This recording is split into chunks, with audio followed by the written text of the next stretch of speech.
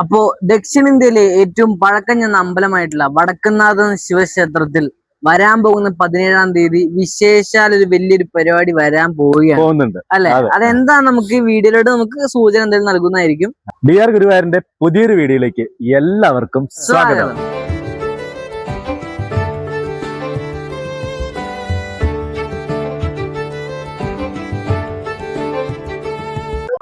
വടക്കുംനാഥൻ ക്ഷേത്രത്തിൽ ജൂലൈ 17-ാം തീയതി ഗജപൂജ, അതായത് ആനയൂട്ട് എന്ന പ്രോഗ്രാം വരാൻ പോണ്. അതെ, അത് എന്താ വെച്ചിട്ടുണ്ടെങ്കിൽ കേരളത്തിലെ നമ്മുടെ വടക്കുംനാഥ ക്ഷേത്രത്തിലെ ഒരു പ്രധാനപ്പെട്ട ഉത്സവമായിട്ടാണ് ആഘോഷിക്കുന്നത്. ഉത്സവമായിക്കൊണ്ടാണ് ആഘോഷിക്കുന്നത്.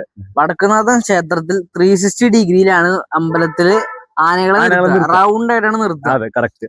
അങ്ങനെയാണ് അത്യാവശ്യം ആൾക്കാരും ഉണ്ട്. നല്ലോണം ഇഷ്ടംപോലെ ആനകളുണ്ടാവും, ഇഷ്ടംപോലെ ആനകള്, ഗജവീരന്മാരാണ് എല്ലാവരും ഉണ്ടാവും. അത് ഇഷ്ടംപോലെ ആനകൾ. അത് പ്രത്യേക ഒരു രസമാണ് കാണാനായിട്ട് അല്ലേ. ഞങ്ങൾ കഴിഞ്ഞ പ്രാവശ്യം പോകണ്ടായിരുന്നു. കഴിഞ്ഞ പ്രാവശ്യം തൃശ്ശൂർ ജില്ലക്ക് അവധിയും കൂടിയായിരുന്നു. അപ്പൊ നമുക്ക് സുഖമായിട്ട് പോകാനും പറ്റി. സ്കൂളൊക്കെ തുറക്കേണ്ട ആവശ്യം വന്നിരുന്നില്ല. ഇപ്രാവശ്യം ഇത് വെള്ളിയാഴ്ച ആയിട്ടാണ് വരുന്നത്, 17-ാം തീയതി. പക്ഷെ ലീവ് കിട്ടുമെന്ന് അറിയില്ല.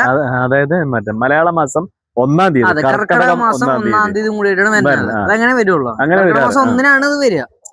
പിന്നെ ഇത് നമ്മുടെ ഈ ആനകൾക്ക് ഇങ്ങനെ ഓരോ പഴങ്ങളും ഭക്ഷ്യവസ്തുക്കൾ കൊടുക്കുമ്പോ നമ്മുടെ ഗണപതി എന്ന ദൈവത്തിനെ കൂടുതൽ പ്രീതിപ്പെടുത്തുന്നത് ഉൾപ്പെടുന്നു, അങ്ങനെ പറയുന്നുണ്ട്. ഏറ്റവും ഇഷ്ടപ്പെടുന്ന സംഭവമാണ്. അത് കൂടാതെ തന്നെ ഇവരുടെ ആരോഗ്യപരമായിട്ടുള്ള പുഷ്ടിപരമായിട്ടുള്ള കാര്യങ്ങൾക്കുള്ള ഐറ്റംസുകൾ ഇൻക്ലൂഡ് ചെയ്തിട്ടാണ് കൊടുക്കുന്നത്. അതാണ് അതിന്റെ ഏറ്റവും വലിയൊരു കാരണം കർക്കിടക മാസത്തിലാണ് ഈ സംഭവം നമ്മുടെ ശരീരവുമായി ബന്ധപ്പെട്ട് കൺട്രോൾ ചെയ്യണ മാസമാണ് ഈ കർക്കിടക മാസം. മനുഷ്യർക്കാണെങ്കിലും ജീവജാലങ്ങൾക്കാണ് അത്, എല്ലാവർക്കും.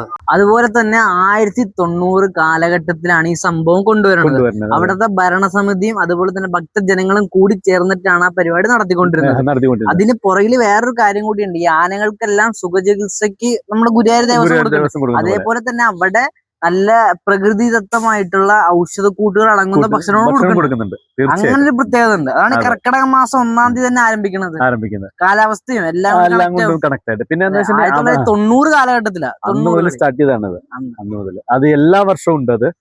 അപ്പൊ ഈ വർഷം ഇംഗ്ലീഷ് മാസം 17-ാം തീയതി, കർക്കിടകം 1 വെള്ളിയാഴ്ച അന്നാണ് വരുന്നത്.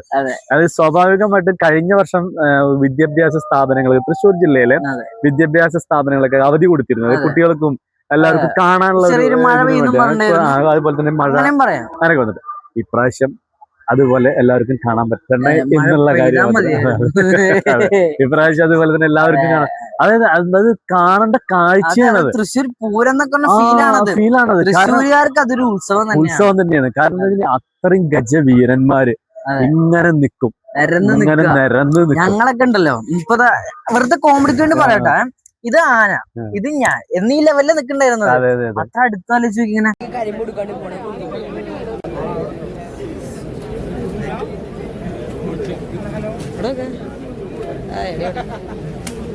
റൗണ്ട് ചെയ്തിട്ട് നമുക്ക് അത്ര രസകരമായിട്ട് ആനകളെ കാണാം.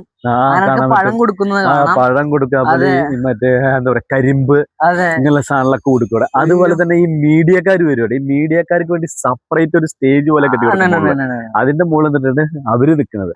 അപ്പൊ അത്രയും ആൾക്കാരും ഉണ്ടാവും. ഒരു വല്ലാത്തൊരു ഫീൽ. അത് മാത്രല്ല, അത് സാധാ ഉത്സവം മാത്രല്ല, ഇതിന് കാണാൻ വേണ്ടി പ്രമുഖരായിട്ടുള്ള കുറെ ആൾക്കാരും വരുന്നുണ്ട്. ഇഷ്ടംപോലെ ഉണ്ട്. കഴിഞ്ഞ പ്രാവശ്യം യേശുദാസ് സാറിന്റെ മകൻ വന്നിട്ടുണ്ടായിരുന്നു, വിജയ് യേശുദാസ്. കഴിഞ്ഞ പ്രാവശ്യം 7 മണിക്ക് ഗജപൂജയും കഴിഞ്ഞ് 63 ആനകളും ഇവിടെ ആനയൂട്ടിൽ പങ്കെടുക്കുന്നുണ്ട്. അങ്ങനെ കുറച്ച് പ്രമുഖരും വരും. ആലോചിക്കാനില്ല, അത്ര പേരുകെട്ട പരിപാടിയാണ്. ഗജപൂജയാണ് അതാണ് ഗണപതിക്കായിട്ട് കണക്ട്. പിന്നെ നമ്മുടെ തൃശ്ശൂർ ജില്ലയിലെ വടക്കുംനാഥ ക്ഷേത്രം എന്ന് പറഞ്ഞാല് അവിടുത്തെ ഉത്സവം എന്ന് പറഞ്ഞാല്, അതായത് നമ്മുടെ എന്താ പറയാ, തൃശ്ശൂർ പൂരം എന്ന് പറഞ്ഞാൽ കേരളത്തിൽ തന്നെ ഏറ്റവും പേരുകേട്ട പൂരമാണ് തൃശ്ശൂർ പൂരം എന്ന് പറയുന്നത്. അപ്പൊ തൃശ്ശൂർ വടക്കുംനാഥന്റെ അമ്പലത്തില് അങ്ങനെ ഒരു സംഭവം എല്ലാ വർഷവും ഉള്ളതാണ്. അപ്പൊ ഈ വർഷവും എല്ലാവരും കാണാൻ വേണ്ടി വരാൻ പറ്റുവാണെങ്കിൽ ഏറ്റവും നല്ലൊരു സംഭവം. കാരണം ദക്ഷിണേന്ത്യയിലെ ഏറ്റവും പഴക്കം ചെന്ന ഒരു ക്ഷേത്രം കൂടിയാണ് വടക്കുംനാഥ ക്ഷേത്രം എന്ന് പറഞ്ഞാൽ. അതാലോചിച്ച് നോക്കിയാൽ. അതുപോലെ തന്നെ ഏറ്റവും പ്രധാനമായിട്ട് പറയണെന്ന് വെച്ചാൽ ഭക്ഷണം കൊടുക്കണം എന്തൊക്കെയാന്ന് വെച്ച് കഴിഞ്ഞാൽ കരിമ്പ്, തേങ്ങ, നെയ്യ്, ശർക്കര, അരി എന്നിവയൊക്കെയാണ് കൂടുതലും കൊടുക്കുന്നത്. അതും മാത്രല്ല, ആദ്യം കൊടുക്കുന്നത് അമ്പലത്തിലെ തിരുമേനി വന്നിട്ട് അവിടുത്തെ ഏറ്റവും കുഞ്ഞൻ ആന, അതായത് കുട്ടി ആന, ആനക്കുട്ടി എന്നാണ് പറയാ. ആ ആനക്കുട്ടിക്ക് ആദ്യം കൊടുക്കും, എന്നിട്ടാണ് പിന്നെ കൊടുത്തു തുടങ്ങും. പിന്നെ അവിടെ നിന്ന് അങ്ങോട്ട് സ്റ്റാർട്ട് ചെയ്യാം, ചടങ്ങ് തുടങ്ങി. പിന്നെ എല്ലാ ആനകൾക്കും കൊടുക്കൽ തുടങ്ങും. അങ്ങനെയാണ് അതിന്റെ ഒരു സ്റ്റാർട്ടിങ് അങ്ങനെയാണ് തുടക്കം.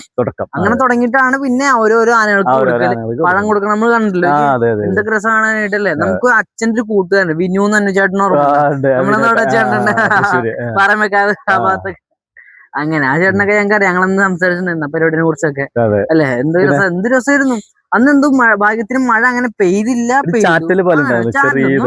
അനുഗ്രഹിച്ചു പുണ്യാതളിച്ച പോലെ അങ്ങനെ ഉണ്ടല്ലോ, വലിയ പ്രശ്നമൊന്നും ഉണ്ടായില്ല. അങ്ങനെ അതേപോലെ ഇപ്രാവശ്യം വരട്ടെ അല്ലെ. അപ്പൊ എന്തായാലും നമ്മുടെ വടക്കുന്നാഥ ക്ഷേത്രത്തിലെ ഗജപൂജ അത് നിങ്ങൾ കാണേണ്ട സംഭവം അല്ലേ. ഞങ്ങൾ എന്തായാലും മഴ വന്നാലും ഞങ്ങള് പോകും, ഉറപ്പാണ്. കാരണം എന്താ വെച്ചിട്ടുണ്ടെങ്കിൽ പറഞ്ഞില്ലേ, അത്രയും കൊമ്പന്മാരും ആനകളും വന്നിട്ട് നിരന്ന് നിന്ന് അത് ഒരു പ്രത്യേക കാഴ്ചയാണ് നമ്മൾ കാണുന്നത്. അന്നേ ദിവസം അവിടെ കയറാൻ വേണ്ടി സെപ്പറേറ്റ് ക്യൂ ഉണ്ടാക്കും. എന്നിട്ട് ഒരു പാടി പോലെ കെട്ടിയിട്ട് ആൾക്കാർ കയറാൻ വേണ്ടിയിട്ട് മറ്റേ പോലീസ് സെക്യൂരിറ്റി എല്ലാ കാര്യങ്ങളും കൂടി ആൾക്കാരെ കടത്തി വിടുള്ളൂ. കാരണം അത്രയും ആനകൾ വരണാണ് അവിടെ. അതുകൊണ്ട് അത് മാത്രമല്ല നല്ല തിരക്കുണ്ടാവും ആൾക്കാര്. മഴ തലേദിവസം പെയ്തിട്ട് ചളിയായിട്ടോട്ടിരിക്കണത് കേറണ്ട, നേരെ മെയിൻ ഗോപുരം വഴി ഇറങ്ങാനേ പറ്റുള്ളൂ, കേറാൻ പറ്റില്ല. അപ്പുറത്തെ സൈഡിൽ ഇങ്ങനെ ഗ്രില്ലൊക്കെ ഇട്ടിട്ട് പോകണം. ഞാൻ പുത്തമുണ്ട കൊടുത്തിട്ട് കഴിഞ്ഞ പ്രാവശ്യം ഭയങ്കര ഇടിയിരുന്നു ഇവിടെ. ആൾക്കാർ തിങ്ങിന്നിറങ്ങിട്ടാ പോയിരുന്നത്. പിന്നെ പോലീസുകാരുണ്ട് കേട്ടോ, കൺട്രോൾ ചെയ്യാൻ ആൾക്കാരുണ്ട്. അവര് പറയും പതുക്കെ പതുക്കെ. ഇങ്ങനെ ഒരു വളവിലെ ആൾക്കാർ ഞാൻ കയറുന്നുണ്ട്. മലയൊക്കെ എല്ലാരും വൃത്തിക്ക് കയറണ കുഴപ്പമില്ല. കാരണം കേറി നമ്മള് അപ്പുറത്തെ വളവത്തിക്കാനുണ്ടല്ലോ, ഒരു ആളും ഇല്ല. പിന്നെ അവിടെ എത്തുമ്പോ മാത്രമേ ഉള്ളൂ അമ്പലത്തിനകത്ത്. കാരണം നമ്മുടെ ഈ മതിൽ കെട്ടുണ്ടാവില്ല, മതില് അതിന് മുകളിൽ കൂടെയാണ് ചാടി. പിന്നെ എന്താ വെച്ചിട്ടുണ്ടെങ്കിൽ എല്ലാവർക്കും സുരക്ഷിതമാണ്. കാരണം ആനനെ നിർത്തുന്നതിന്റെ മുന്നിലും മറ്റേ മുള കൊണ്ട് ഇങ്ങനെ കെട്ടിയിട്ടുണ്ടാവും. ഇങ്ങനെ കെട്ടി നിർത്തും. അതിന്റെ അപ്പുറത്താണ് ആന നിൽക്കുന്നത്. അപ്പൊ നമുക്ക് ഇവിടെ നിന്നിട്ട് നമുക്ക് കാണാൻ, വീഡിയോ എടുക്കാം, ഫോട്ടോ എടുക്കാം, അതിനൊക്കെ നമുക്ക് പറ്റും. പക്ഷെ എന്ന് വെച്ചിട്ടുണ്ടെങ്കിൽ ഈ ആനകൾക്ക് ഭക്ഷണം കൊടുക്കുന്നത് കാണാൻ ഒരു പ്രത്യേക ഭംഗിയാ. അത് ആനകളോട് ഇഷ്ടമുള്ളവർക്കും അത് ആനപ്രേമികൾക്കൊക്കെ അത് പറഞ്ഞ പെട്ടെന്ന് മനസ്സിലാവും. കാരണം അത്രയും രസമാണ് അത് കണ്ടാൽ അവർക്ക്. അവരുടെ പറയുമ്പോ തന്നെ പൂരം മേളത്തിന്റെ പഞ്ചാരിയുടെ. പിന്നെ ഓണം വന്ന പുലിക്കളി, പുലികളിറങ്ങി റോട്ടിലും നാട്ടിലും ഒക്കെ പുലികളുണ്ടാവും. ഗംഭീര പുലിക്കളി ഇപ്രാവശ്യം. ഓരോ ജില്ലയ്ക്കും ഓരോ പ്രത്യേകതകളാണത്. മാത്രമാണ് സങ്കടകരമായിട്ട് മാറ്റിയിട്ടുള്ളത്. അങ്ങനെ ആയിപ്പോയി. എല്ലാം പെർഫെക്റ്റ്. ഓക്കെ, അതെ, ബാക്കിയെല്ലാം റെഡി ആയിരുന്നു. പിന്നെ ഞാൻ പറഞ്ഞില്ലേ, ഓരോ ജില്ലയ്ക്കും ഒരു പ്രത്യേകതയാണ്.